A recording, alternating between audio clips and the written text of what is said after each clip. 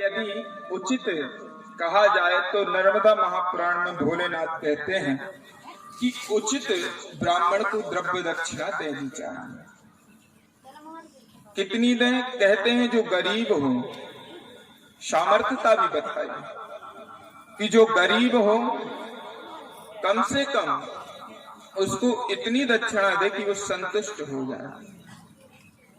क्योंकि देखो भैया, बैंड बाजे में 10,000 तुम खर्च कर दोगे, एक रात्रि के 10,000 बैंड वाला ले लेता निष्फिक्र होके, और फिर डिस्को लाइट, डीजे और फिर जे और वो सब फलाना ढकाना महाराज। लेकिन जब ब्राह्मण को देने की बारी आई तो कितने दे दा पंडित जी?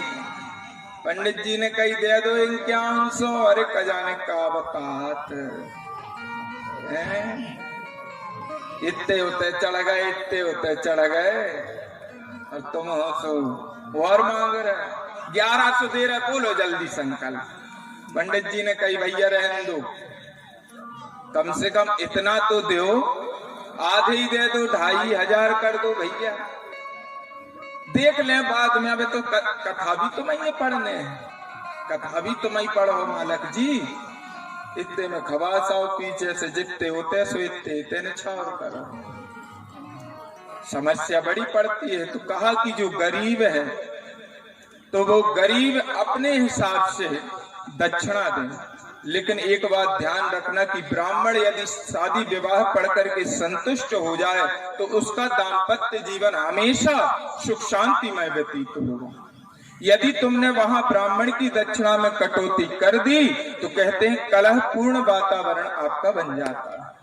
और ये आप लोगों ने देखा भी होगा कि हर चीज में तो भरपूर खर्च है, लेकिन ब्राह्मण के लिए कुछ भी नहीं। तो ब्राह्मण को जरूर संतुष्ट करे। बाद में डीजे डिस्को तो बाद में बात की बात। इनको कम कर लो, एक बाजे वाला कम आ जाएगा, चलो भैया चलेगा। एक लाइट कर लो भाई कम, उतने में तो निपट ही जाएगा। कम से कम इतनी मेहनत का तो उस ब्राह्मण को दो, बेचारा जो 7 जन्मों का बंधन तुमको बांध रहा है, उसको कम से कम इतना तो मिले कि वो भी अपनी जीविका चला सके। उसकी कोई खेती बाड़ी अलग से थोड़ी है, उसकी तो यही खेती बाड़ी है कि भाई धर्म करे और धन कमाए। अब बेचारा यदि धर्म को छोड़ता है तो जाता है, और धन को कमाता है तो जाता है। ऐसी घटनाएं कई जगह घट चुकी हैं। तो इसीलिए भैया पात्र वाले ब्राह्मण को दान दें। और सुंदरता इसी में है कि हम सुयोग्य ब्राह्मण को बुला करके सुयोग्य दान करें। शादी विवाह में क्या दान करना चाहिए? तो कहा कि हो सके तो ब्राह्मण को गौदान करें, कपला गौ का दान करें, जिससे दाम्पत्य जीवन में सुख शांति बनी रहती है। और हो सके तो थोड़ा बहुत स्वर्ण की मुद्रा ब्राह्मण को दान में देनी चाहिए, विवाह पढ़ने वाले।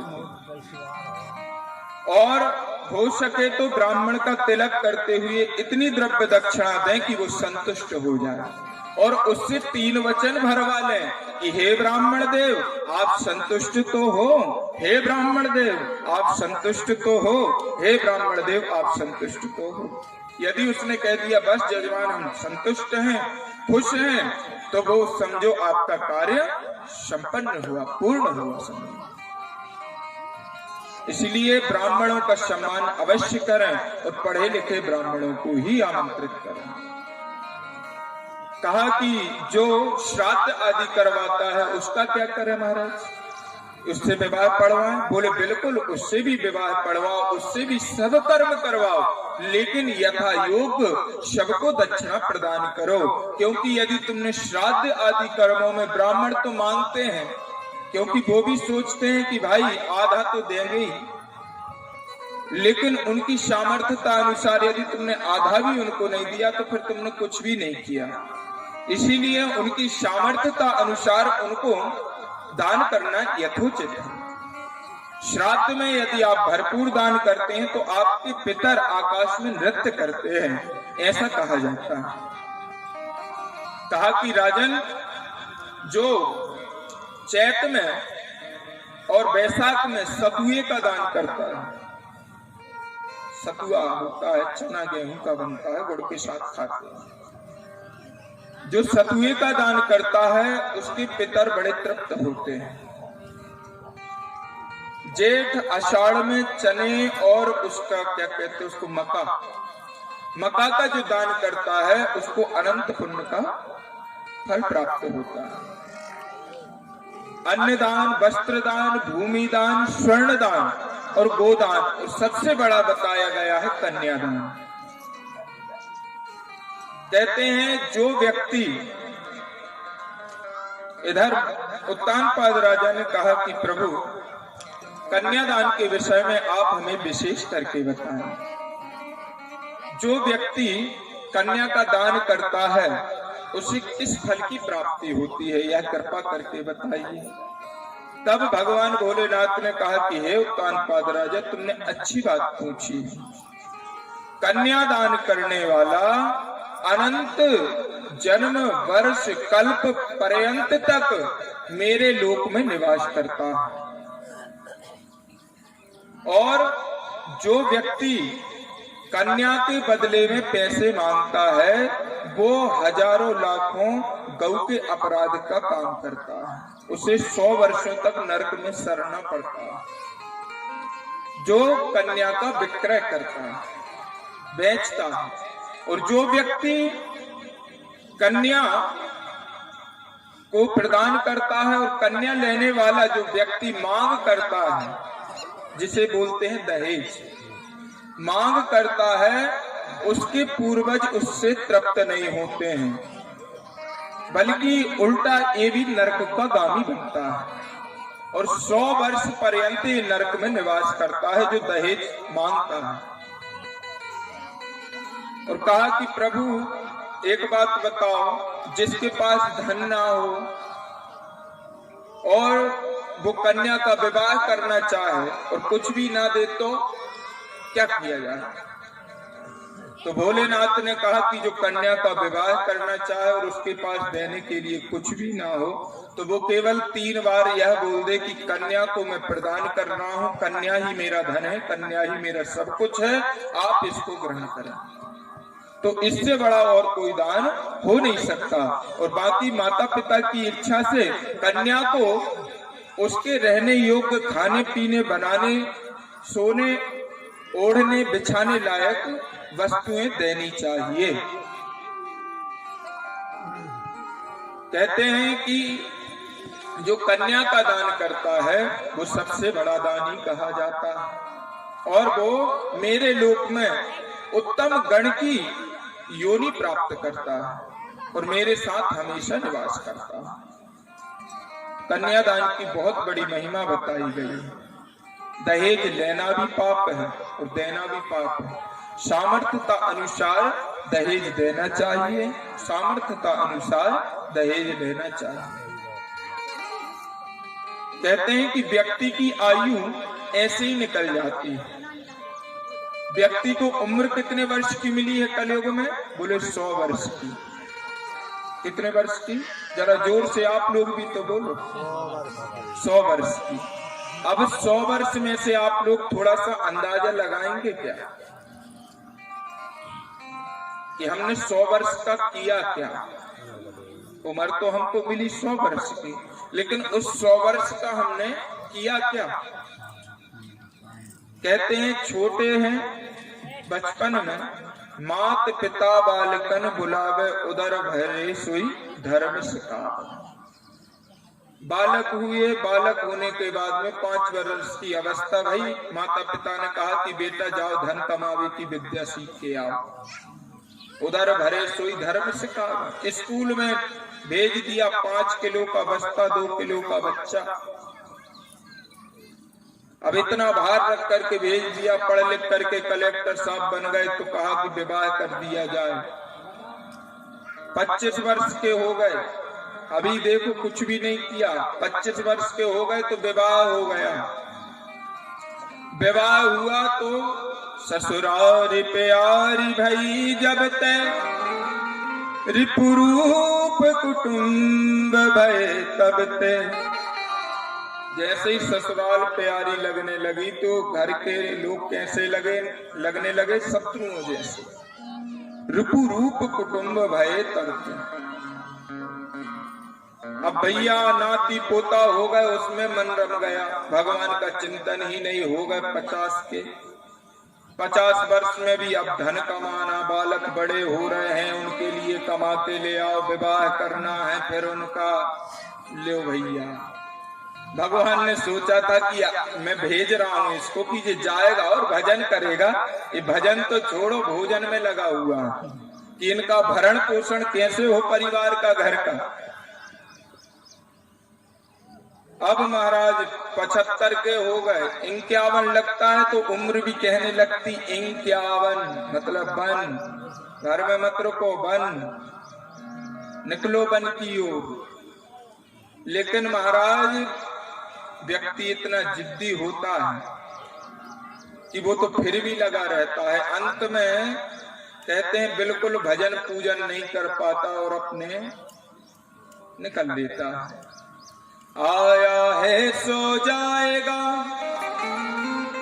राजा रंग फकीर, कोई सिंहासन चढ़ चला, कोई बंधा जंजीर। हर कोई यहां से जाएगा। इसीलिए कहते हैं साधु संत महात्मा कि भैया जितना जीवन दिया है परमात्मा ने, उतना कम से कम सत्संग में तो लगाओ।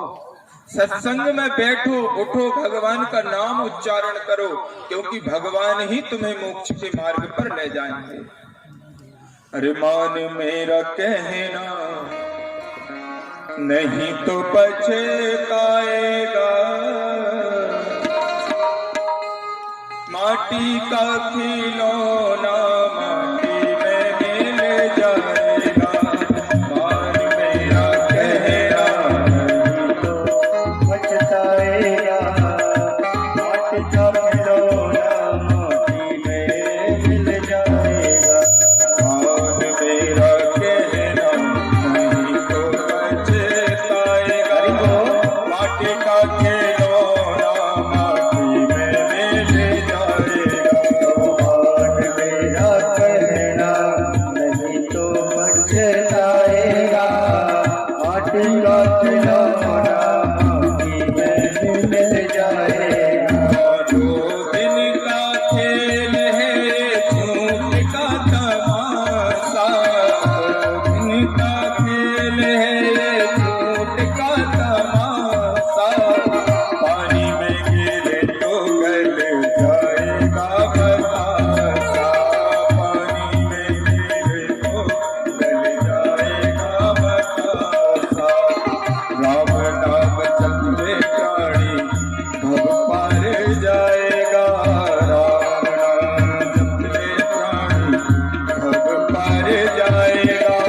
माटी का खिलौना माटी में मिल जाएगा, माटी का खिलौना माटी में मिल जाएगा। तालियों की सेवा करते हैं।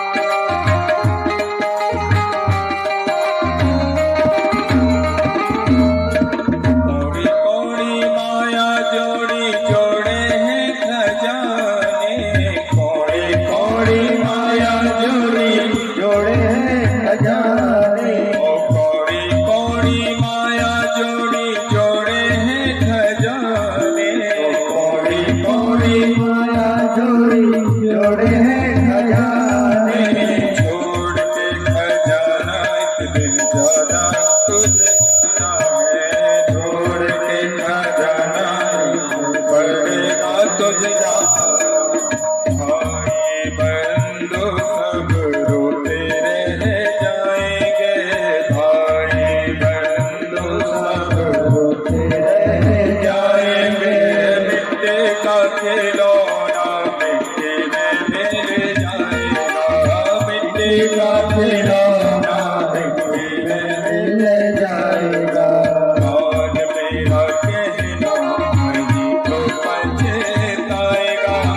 माटी का खिलौना माटी में मिल जाएगा, खिलौना माटी में मिल जाएगा। नर्मदा मैया की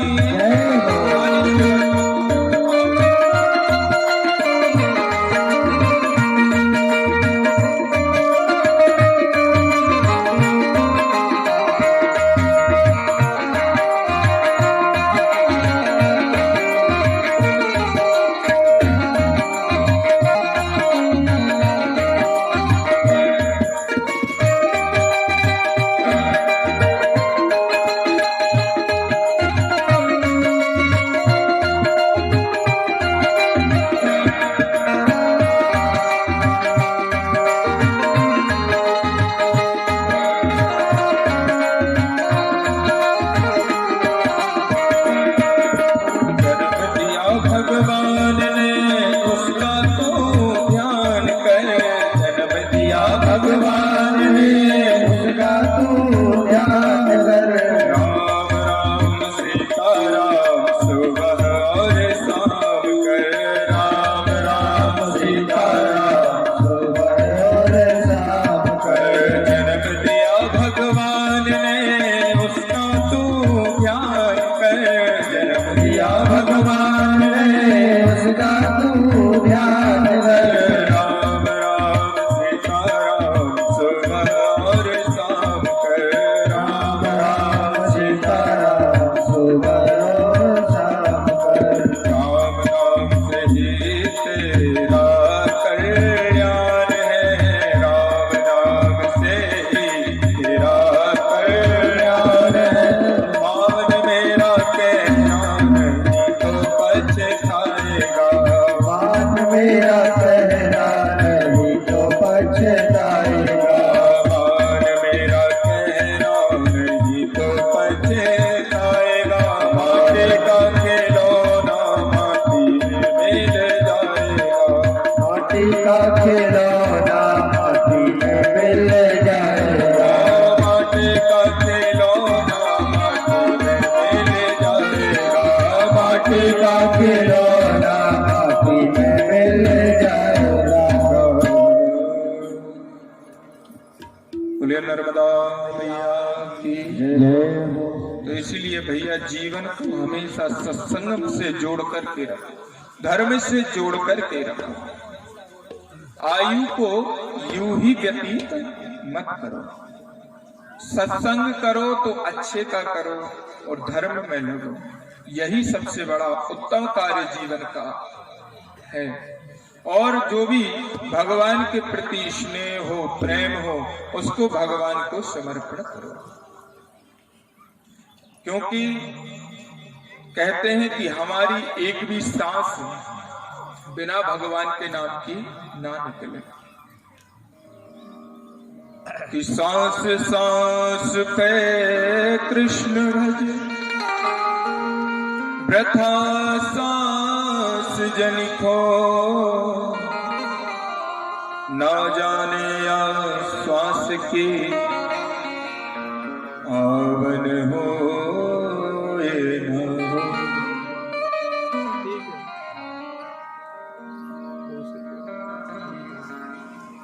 कहते हैं हर एक क्षण, हर एक पल केवल एक ही विचार हो, हर पल हर क्षण केवल भगवान नाम जिह्वा पर हो, हर सांस पे भगवान का सुमरन, हर सांस में हो सुमरन तेरा, यूं बीत जाए जीवन मेरा। हर सांस में ठाकुर जी का सुमरन होना चाहिए। आगे मार्कंडे जी कहते हैं कि उत्तानपाद राजा ने ऋक्ष सिंह के चरित्र और दीर्घ तपा मुनि का आख्यान श्रवण कराया। उत्तानपाद राजा से भगवान शंकर ने जो कुछ कहा था, हे युधिष्ठिर मैं तुमसे कहता हूं, सुनो। अन्यदाख्यान कम बक्षे पुराव्रता नराधिपा, सा कुटुंबो गता सर्गे मुनिर्यत्र महातपः। अन्न का भंडार भरो और नर्मदा के तट में पुण्य रूप बीज सिर्फ थोड़ा सा बोना। भर गए खेत और खलिहान भक्त लोगन के, साधन की झोली गरीब घर का कोना है। श्री शंकर ने कहा कि राजन, प्राचीन दूसरे आख्यान को मैं तुमसे कहता हूं, सुनो। जहां बड़े तपस्वी एक मुनि कुटुंब सहित स्वर्ग को प्राप्त हुए नर्मदा जी की कृपा से, तुम उसको सुनो। सदाशिव बोले, राजा ने भी प्रश्न कर दिया, उत्तानपाद राजा ने, कि महाराज कुटुंब के सहित इकट्ठे एक साथ कैसे स्वर्ग को प्राप्त हुए? वो राजा कौन थे, कहाँ के थे, हमको यह श्रवण कराइए। तब भोलेनाथ ने कहा, शंकर जी ने कहा कि पहले चित्रसेन नाम से प्रसिद्ध काशीराज राजा हुए।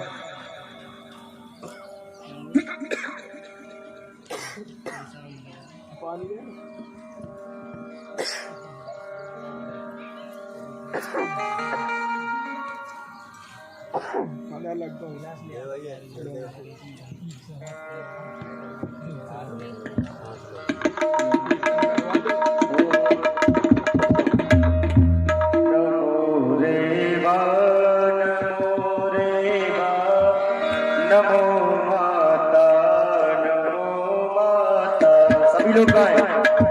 नमो रेवा,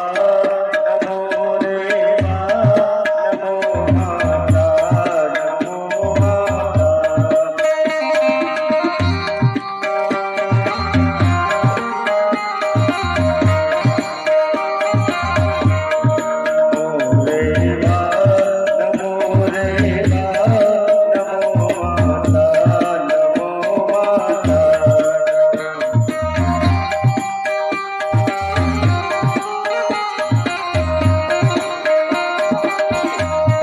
नमो रेवा, नमो रेवा, नमो माता, नमो माता। नमो रेवा, नमो रेवा, नमो माता, नमो माता।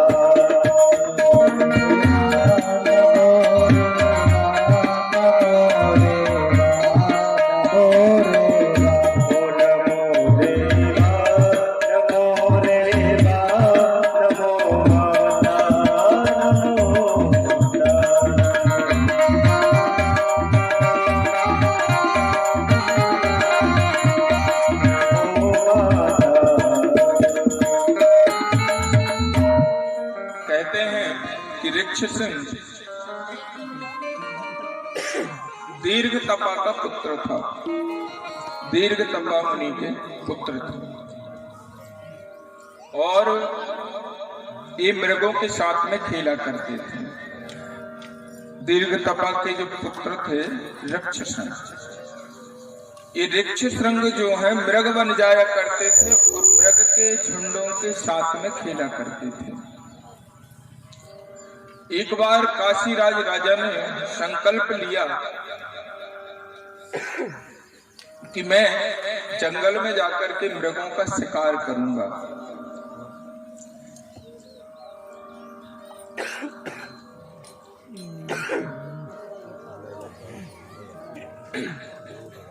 उनको फंदा लगा हो गया। अब जब यह वन में गए,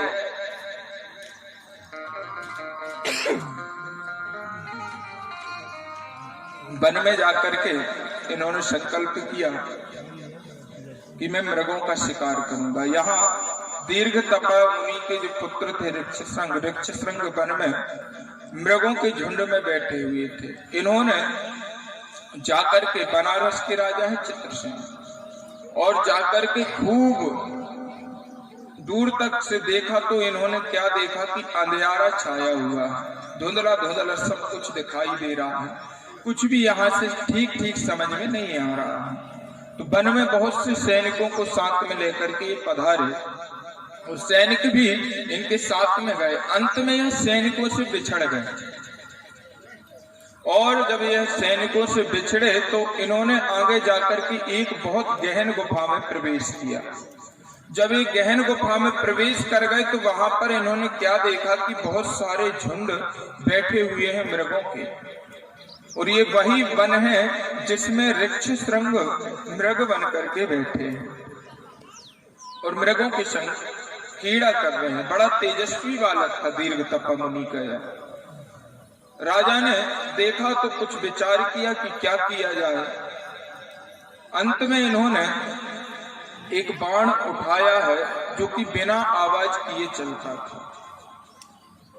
उस बाण को इन्होंने चलाया है। जैसे ही इन्होंने बाण को चलाया चित्रसेन जी ने, तो वह बाण जाकर के किसी और को नहीं लगा, सीधा ऋक्षशृंग को ही जाकर के लगा। ऋक्षशृंग मृग की योनि में थे, स्वरूप बनाए हुए थे, तो बोल पड़े कि अरे न जाने किसका इतना पाप बढ़ गया है जो मुझे मार डाला है। हे भगवान, हे राम राम राम, हे कृष्ण, उसकी रक्षा करना, उसको कोई दोष ना लगे, उसको कोई पाप ना लगे। राजा ने जब सुना कि मृग साक्षात मनुष्य के जैसे बोलता है, तो तुरंत उस मृग के पास में आया और ऋक्षशृंग को जब मनुष्य में देखा, संत योनि में देखा, संत के रूप में देखा, तो चरणों में गिर पड़ा और बोले कि आज मैंने जो पाप किया है ये जीवन में मुझसे कटने वाला नहीं है। मैंने एक महात्मा का, एक साधु का, एक संत का अपमान करके और उसे एक ब्राह्मण को हत्या प्रदान कर दी है। मैंने ब्रह्म हत्या की है, मुझसे बहुत बड़ा पाप हो गया। मैं क्या करूं, कहां जाऊं? क्व तिष्ठामि क्व गच्छामि, क्यों को मैं मति विपोहति, कौन मुझे समझाए? मेरे इस पाप का उद्धार कहाँ हो? मैं इस शरीर को ही रखना नहीं चाहता, इस शरीर को मैं त्याग देना चाहता हूं। तब ऋक्षशृंग ने कहा कि हे महाराज, आप कौन हो, कहां से आए हो? क्या आप शूद्र हो, वैश्य हो, क्षत्रिय हो, ब्राह्मण हो, कौन हो? ठीक ठीक माता की शपथ खा करके बताना तुम कौन हो। तो उस राजा ने कहा, ना मैं शूद्र हूं, ना वैश्य हूं, ना बहेलिया हूं, ना निषाद हूं, सच कहता हूं मैं एक क्षत्रिय हूं। तो कहा कि राजन, शूद्र के हाथों मरना नरक का गामी होता है, वैश्य के हाथ मरना और नरक का गामी होता है, और ब्राह्मण के हाथ से मरना स्वर्गगामी होता है। तो तुम क्षत्रिय हो, तुम्हारा तो काम है कि शिकार करना, लेकिन मैं कहता हूं तुम्हें मेरे वध का ब्रह्म हत्या नहीं लगेगी। राजन सुनो, तुमने एक हत्या नहीं की बल्कि 11 हत्या की। 11 ब्रह्म हत्याएं तुमको लगेंगी, क्योंकि हम 5 भाई हैं और हमारे माता पिता और उनकी पुत्र वधू। तो राजन, तुमको 11 हत्याएं लगेंगी, इसलिए तुम यहां से चले जाओ, और यदि नहीं जाओ तो तुम्हें इन ब्रह्म हत्याओं से मुक्ति केवल एक ही जगह मिल सकती है, वो भी मेरे पिता द्वारा बताए हुए मार्ग को यदि तुम ग्रहण करो तो। क्योंकि जैसे ही मेरी मृत्यु होगी तो मेरी माता सुनेगी, वो प्राण त्याग देगी, मेरे पिता सुनेंगे, वो भी प्राण त्याग देंगे, और जैसे ही उनकी पुत्र वधू सुनेंगी तो वो भी प्राण त्याग देंगे। इसलिए राजन, मैं तुमसे कहता हूं कि तुम मुझे लेकर के मेरे पिता के पास चलो, और जब तुम मेरे पिता के पास मुझे लेकर के जाओगे तो उनसे आप पूछना कि मैंने ये ब्रह्म हत्याएं की हैं, तो मुझे इसका प्रायश्चित कैसे मिलेगा, कहाँ मिलेगा? वो चित्रसेन नाम का राजा बहुत दुखी हुआ, प्रायश्चित तो कर ही चुका था, और महर्षि बालक से बोला कि देखो, तुम बिल्कुल चिंता मत करो, मैं तुम्हारे इलाज करूंगा, प्रयत्न करता हूं। और कंधे पर एक कपड़े में पोटली बना करके और उसको कंधे पर रख करके ले गए। बहुत दूर जाना था, थक जाते थे, तो एक वृक्ष के नीचे बैठ करके विश्राम करते और फिर राजन चलते। ऐसे चलते चलते शाम हो गई। ऋक्षशृंग ने योगा अभ्यास से अपने 5 भौतिक शरीर को छोड़ दिया, और जब उस शरीर को छोड़ा तो राजा ने वहीं पर उनके शरीर का दाहकरण संस्कार किया और हड्डियों को समेट करके दीर्घ तपा मुनि के पास में पहुंचे। दीर्घ तपा मुनि के पास में ज्यों ही पहुंचे, उन्होंने गेट खोला, अर्घ पर्घ मधु पर्घ से उनका स्वागत किया। आइए राजन, आइए महाराज, स्वागत है आपका, आइए मेरे घर में आज धन्य हो गया कि राजा मेरे घर में पधारे हैं, स्वागत है, सम्मान है, लीजिए मधु पर्घ लीजिए ना महाराज। महाराज ने उदास मन से कहा कि हे महामुनि, आप तो संत हो, आप महात्मा हो, ज्ञानी हो, मुझे क्षमा करना, मेरे हाथ तुम्हारे पुत्र ऋक्षशृंग का वध हो गया, मैंने ब्रह्म हत्या कर दी। दीर्घ तपा मुनि तो कुछ नहीं बोले, लेकिन उनकी माता ऋक्षशृंग की पीछे कुछ कर रही थी, आंगन में दौड़ी दौड़ी आई, रे हत्यारे, तूने मेरे बालकों को मार दिया, मेरे बालक को मार दिया, मेरे घर का भरण पोषण करने वाला केवल वही तो था, और तूने हमारे कलेजे के टुकड़े को मार दिया, तू कैसे जिएगा, तू तो ब्रह्म हत्यारा है, अरे तू यहाँ से चला जा। दीर्घ तपा मुनि ने भी जब यह सुना तो कहा कि जाओ राजन, यहाँ से चले जाओ, तुम बड़े पापी हो, ब्रह्म हत्यारे हो, तुमको मैं बिल्कुल यहाँ एक कदम भी रखने नहीं देना चाहता हूं, तुम यहाँ से चले जाओ। और यूं कहते कहते उनकी माता मूर्छित होकर के आंगन में गिर गई।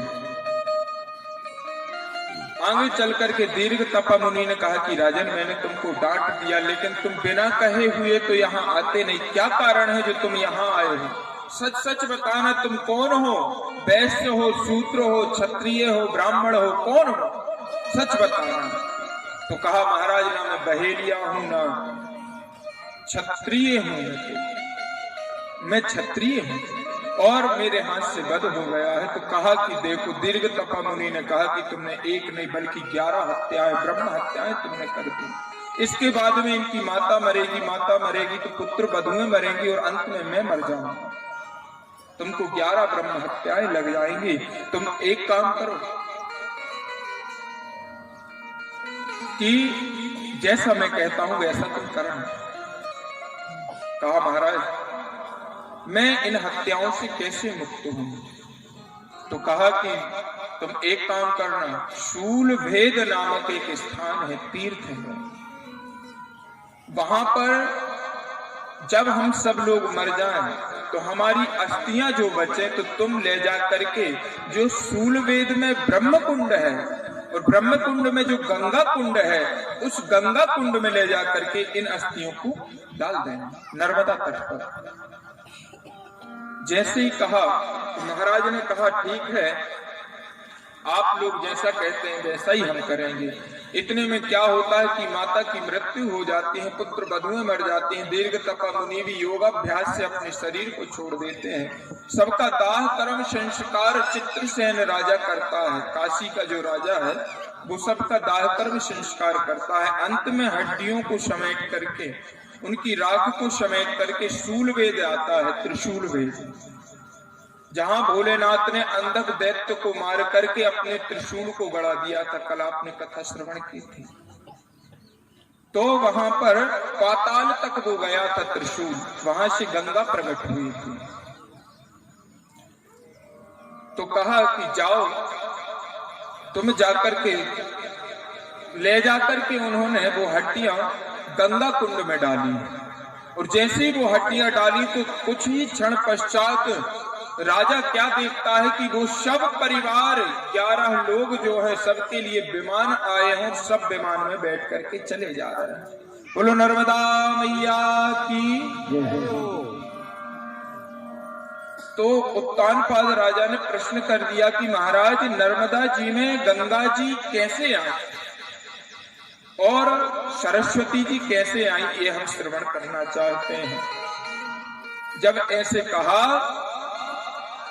तो भोलेनाथ ने कहा कि देखो, एक बार देवताओं ने मुझसे प्रार्थना की कि हे भोलेनाथ, आप प्रसन्न हो और गंगा माता को अपनी जटाओं से खोले और यहाँ पर प्रदान करो।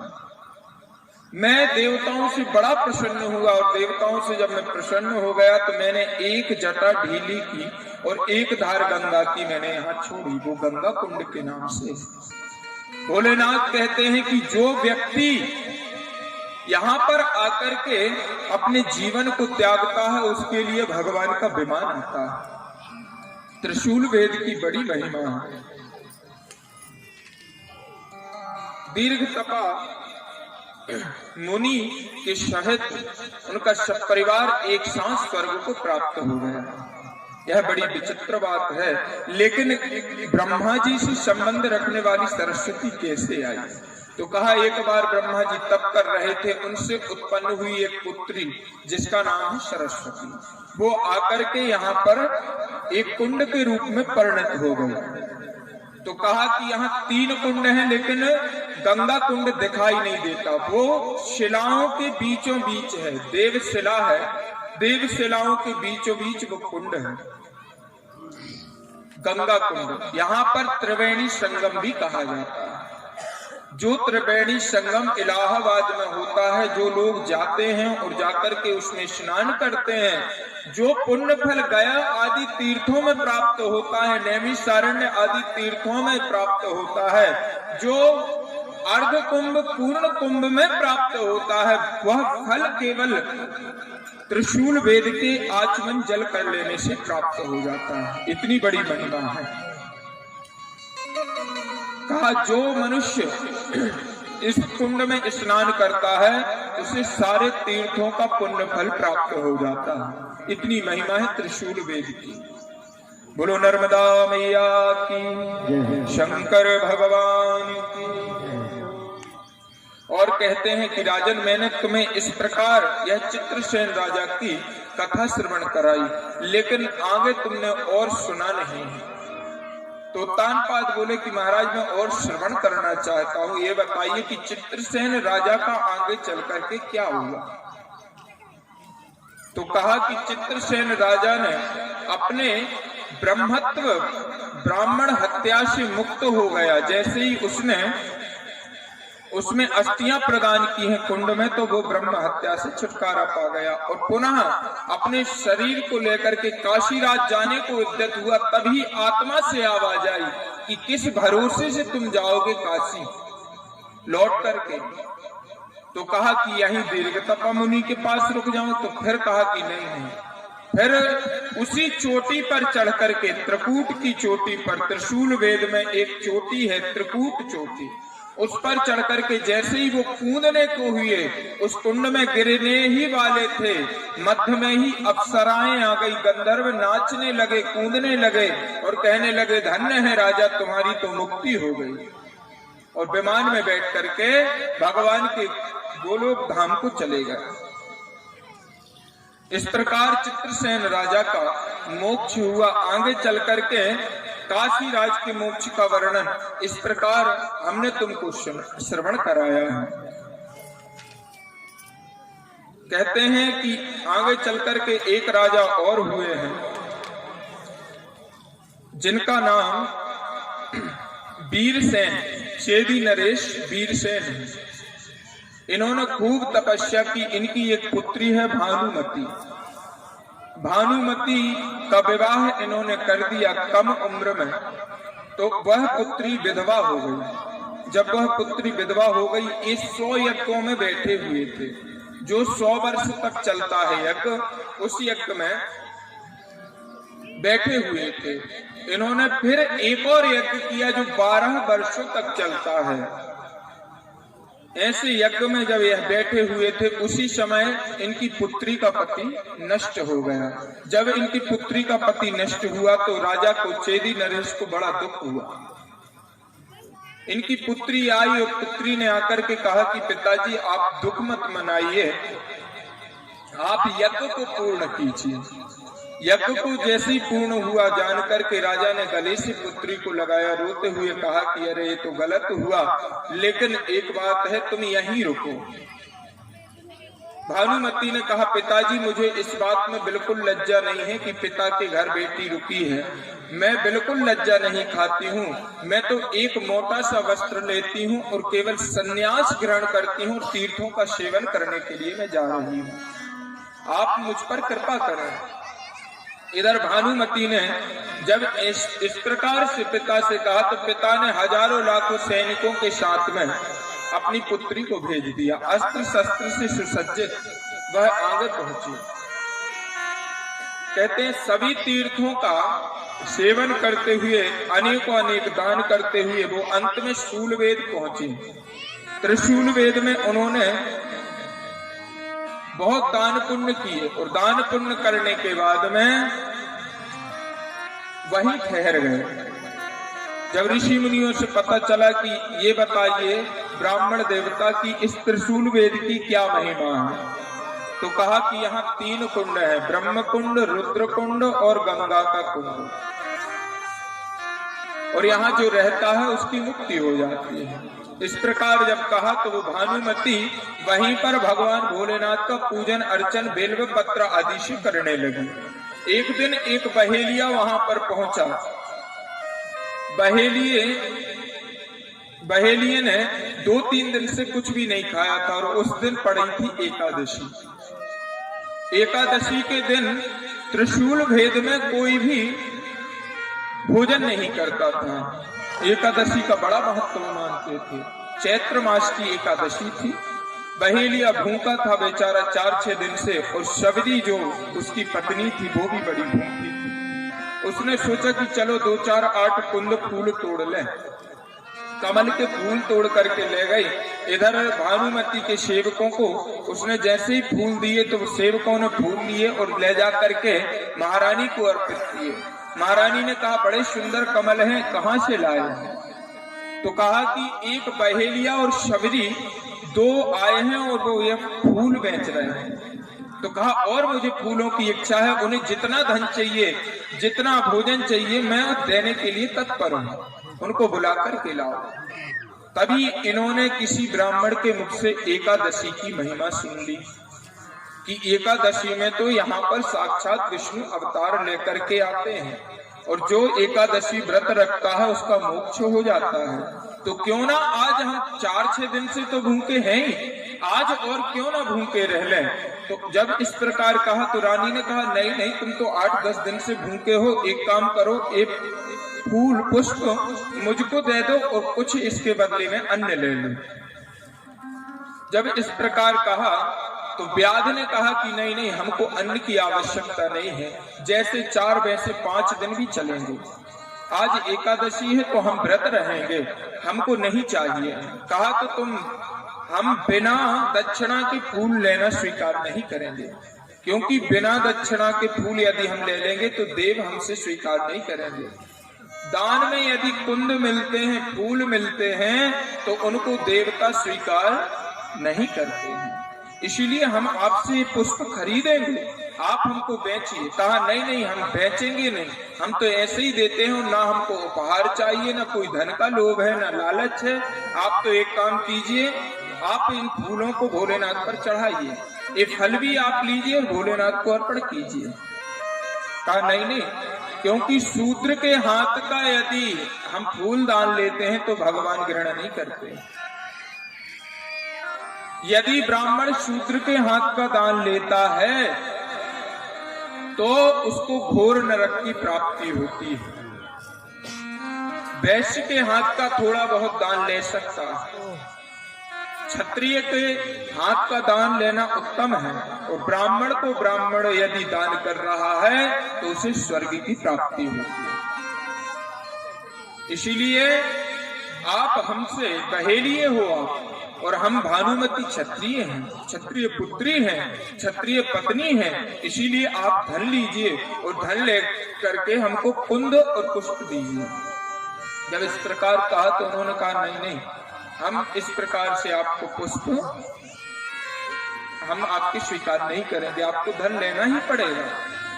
तो कहा कि महारानी यदि आपकी इतनी ही इच्छा है तो पुष्प आप फ्री में ले लो, दान भी मत लो, ऐसे ही ले लो, फलों की कीमत आप हमको प्रदान कर दो। जो बेल के फल हैं उनकी कीमत आप हमको दे दो। तब रानी ने उनको बहुत सा अन्न प्रदान किया। पद्धत योग से अन्न प्रदान किया है। उस अन्न को लेकर के कमल पुष्पों को बिना मूल्य दिए ही रानी ने स्वीकार किया है। देवशिला में रानी ने जाकर के वह कमल के पुष्प चढ़ाए। कमल के पुष्प चढ़ाने के बाद में उन्होंने बिल्व फलों का भोग लगाया। बहेलिये और व्याध ने सोचा कि देखो तो आज एकादशी है और हम भी निराहार हैं, और यहाँ देखो कितने साधु संत महात्मा बैरागी ज्ञानी महापुरुष ब्राह्मण देवता विचरण कर रहे हैं। इतनी अति उत्तम बात है, क्यों ना हम ब्राह्मणों के चरण कमलों में नमन करें, प्रणाम करें, साधु संतों की कथा सुने, पुराणों की कथा सुने। जाकर के बहेलिये और सब्जी ने जाकर के भगवान की कथा को श्रवण किया, और अंत में उन दोनों ने निष्कर्ष यह निकाला कि देखो स्वामी कितना बड़ा महत्व है एकादशी का, क्यों ना हम आज एकादशी करके जागरण करें। एकादशी व्रत करने के बाद उन्होंने जागरण भी किया, और उधर बहेलिये ने कहा कि देवी अब हम जाकर के उस त्रिकूटा पर्वत पर चढ़ करके अपने प्राणों को त्यागने जा रहे हैं। तो उस सब्जी ने कहा, भीलिनी ने कहा बहेलिये की पत्नी ने कि स्वामी मैंने जीवन में आपके बिना रहना सीखा नहीं है, एक भी पल में रही नहीं हूं, और आप कहते हो कि मैं अकेला जा रहा हूं। अरे पहले आप एकादशी के व्रत को तो पूर्ण कीजिए, उस यज्ञ को पूर्ण तो कर लीजिए, फिर प्राण त्यागना, मैं भी आपके साथ में चलूंगी। जब इस भक्ति युक्त भाव से अपनी पत्नी के मुख से यह वचन सुने तो बहेलिया बड़ा प्रसन्न हुआ, बोला कि वाह कितने सुंदर उत्तम विचार हैं तुम्हारे। बहेलिये ने जाकर के आचमन किया और अपनी पत्नी को साथ में लेकर के जैसे ही उस चोटी पर चढ़े, त्रिशूल वेद की चोटी पर चढ़े और कूदने को उद्यत हुए, तो उसकी पत्नी ने उसका हाथ पकड़ा और एक कपड़े से पूरे दोनों के शरीर को बांध लिया और कुंड में जाकर के गिर पड़े, गंगा कुंड में गिरे हैं।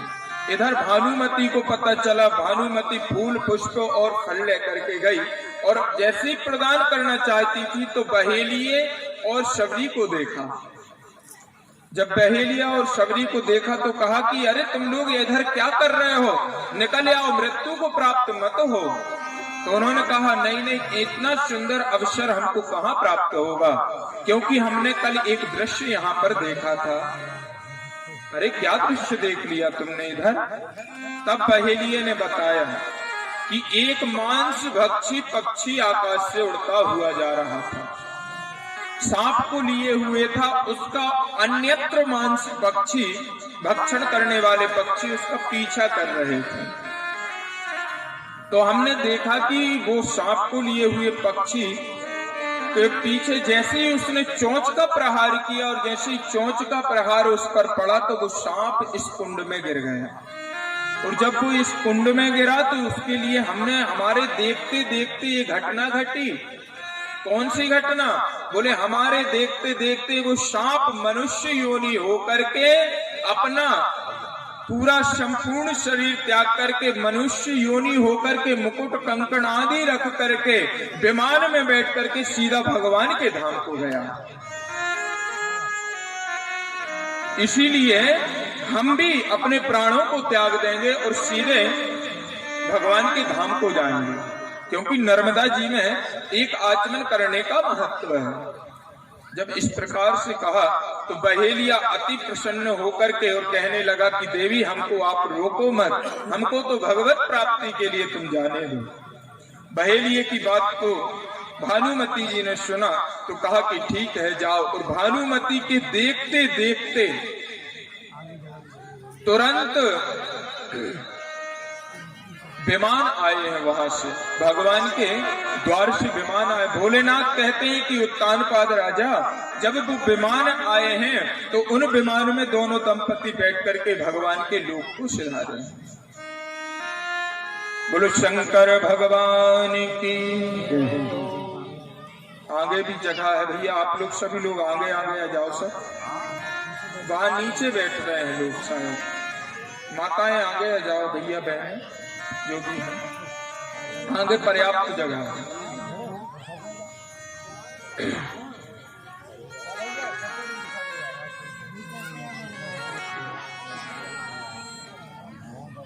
इधर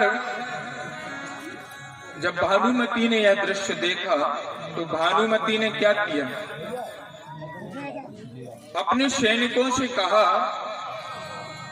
कि तुम लोग जाओ और जाकर के हमारे पिता से कहना कि तुम्हारी पुत्री अब वापस नहीं आएगी।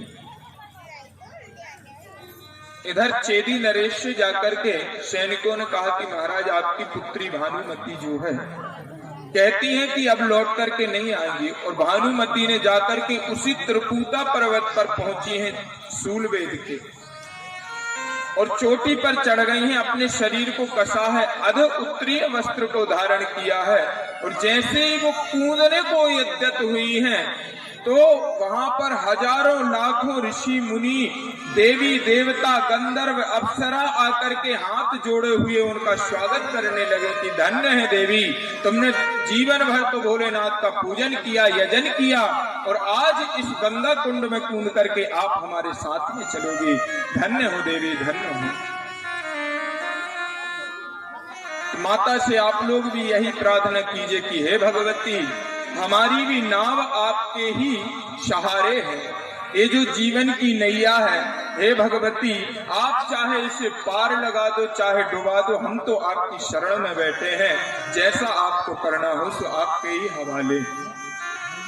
हे भगवती ओ मैंने तुमरे भरोसे रे माई, भवर में नैया डार दई, मैंने तुमरे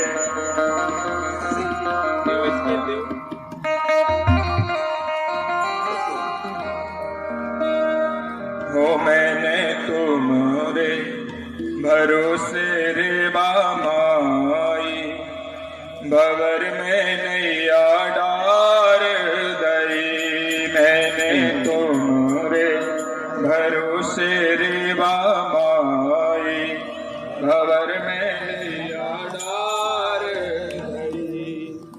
माइक चालू कर दीजिए, माइक वाले भैया। अरे जल्दी आ जाओ यार, उठा लूंगा।